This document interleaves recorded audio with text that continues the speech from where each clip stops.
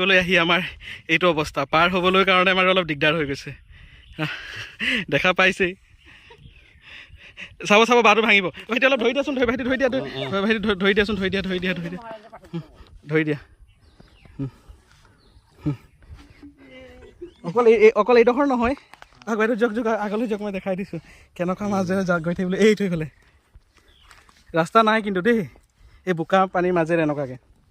বানপানী যোৱা বহুত দিনে শেষ হ'ল কিন্তু এতিয়ালৈকে এমাহ হ'বলৈ হ'ল কিন্তু ৰাস্তা এইটো চাবলৈ দেখা পাইছে ৰাস্তা কিন্তু এতিয়া শুকোৱা নাই কেনেকুৱা বৰ কষ্টত আছে আৰু আমি গৈ আছোঁ 6 নং ৱাৰ্ডৰ এখন মানে ভিতৰুৱা ঠাইৰ মাজেৰে আৰু আপোনালোকক দেখাই গৈ থাকিম আহক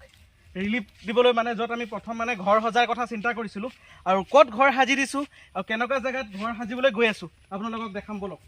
যাবলৈ কিন্তু বাট নাই যিহেতু বাইদেউ যেনে তেনে গৈ আছে আৰু এইখন হৈছে সেই টিয়ক নৈখন এইখন নৈ এইখন দেখাই দিয়া এইখন টিয়ক নৈ আৰু এইখনৰ পানী উঠিছিলে ন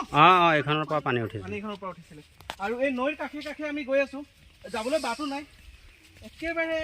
সৰু বাটেৰে গৈ আছোঁ চাব এফালে ভালকৈ যাব দেই একেবাৰে বলা মাটিবিলাক খহি গৈছে কাৰণে দেখা পাইছে এইটো আৰু ডাঙৰ ৰিক্স এটা হৈ যায়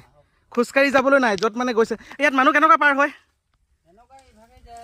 এখন পাৰ হয় ন এইটো ৰিক্স হৈ যায় ৰাতিটো পাৰ হ'ব নোৱাৰি ধৰি লৈ যোৱা বাইদেউকো ধৰি লৈ যোৱা দেই ভয়ংকৰ ৰিক্স হৈছে আমি য'ত গৈ আছোঁ মানে বৰ বেলেগ এটা এইখন নৈ দেই আৰু নৈখনৰ এই কাষে কাষে গৈ আছোঁ সেই ঘৰলৈ যোনখন ঘৰ সাজি দিবৰ কাৰণে আমাক মানে মাতিছিলে এই দেখা পাইছেনে এখোজ ভৰি দিয়াৰ আগত মানে এনেকুৱা চিন্তা হৈ যায় গৈ এইখন দেখা পাইছে একদম ভাঙি গ'ল দেই নৈখন আৰু আমি আহি একদম পালোঁ আৰু ঘৰখনৰ ওচৰত একদম নৈৰ কাষে